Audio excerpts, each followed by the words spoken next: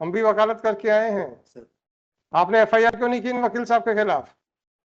वकील साहब का ही कहना था कि आपने एफआईआर, आप वकील की तरफ से अपील हो रहे हैं क्या? No ma'am. आप कंप्लेनेंट है ना? यस एक ने आपके साथ 1,40,000 रुपए का धोखा दिया है, आपने एफआईआर क्यों नहीं कराई अभी तक? आप बार काउंसिल में क्यों नहीं गए? 13 LC Chaurasia. This petition against the order dated 9/12/2023, that is in the P1, when the complaint case of the complainant had been withdrawn on the basis of the application filed by the council under section 147 of Universal Instrument Act. Now the region mentioned in the application. तो इसमें क्या problem हो गई sir? The complainant said that he has not given the consent for withdrawal. The किसने कहा? complainant itself, my lord. आप complainant थे, My lord. आपने कहा कि आपने कोई कंसेंट नहीं दी थी, तो ये दरखास्त जो 147 की थी किसने फाइल की ये थी? वकील साहब ने फेस की सर। वकील साहब ने पेश की। Annexure A3 है my lord। Annexure A3 है my lord। अच्छी बात है। पेज नंबर वकील साहब के खिलाफ आपने क्या कार्रवाई की है? सर इन्होंने जनरली उनसे पूछा कि आपने कार्रवाई क्या की है? कार्रवाई कार्रवाई कीजिए उसके बाद आए, ऐसा थोड़े है साहब। देखिए दो चीजें हैं, जी जी या तो ये आरोप झूठा है, जी सपोज जी जी हाइपोथेटिकल है, अगर ये आरोप झूठा है और इस आरोप को हमने सच मानना शुरू कर दिया तो सर आप सब लोग मुश्किल में आ जाओगे। कैसे? कल को मान लीजिए कुछ हुआ, पक्षकार कहेगा हमने तो इनको बोला ही नहीं था,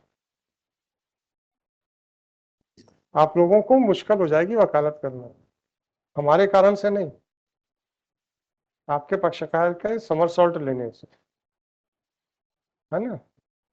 और अगर ये सच्चा है जी। तो पहले ये प्रोफेशनल मिसकंडक्ट को प्रूव कीजिए।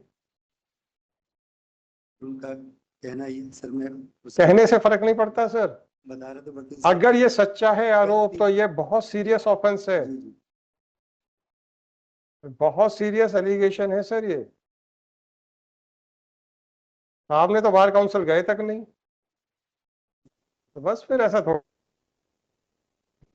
अगर एक आदमी 1,40,000 का घपला कर जाता ना बाप का बैंक एम्प्लॉय, तब तक एफआईआर कर दी होती है आपने। और ये वकील साहब जिनको आप फीस दे रहे हैं, या तो आप इनके खिलाफ झूठा आरोप लगा रहे हैं या आप इनके खिलाफ सच्चा आरोप लगा रहे हैं।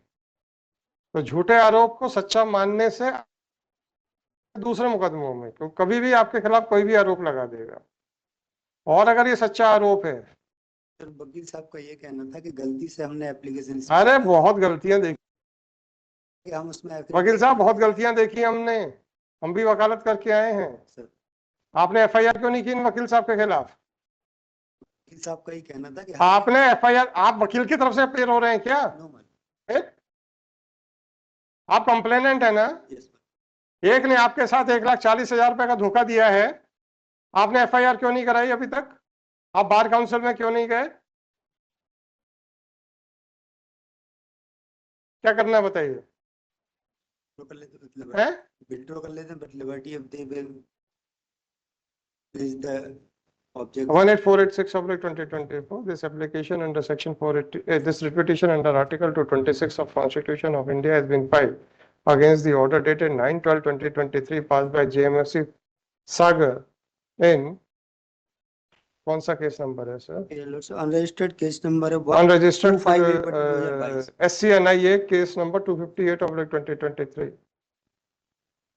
It appears that the petitioner had filed a complaint under section 138 of Negotiable Instrument Act and had engaged Shri Manish Tiwari as its counsel. Shri Manish Tiwari ultimately filed an application under section 147 of Negotiable Instruments Act for withdrawal of the complaint, and by the impugn order dated 9/12/2023, the said application was allowed and the complaint was dismissed as withdrawn.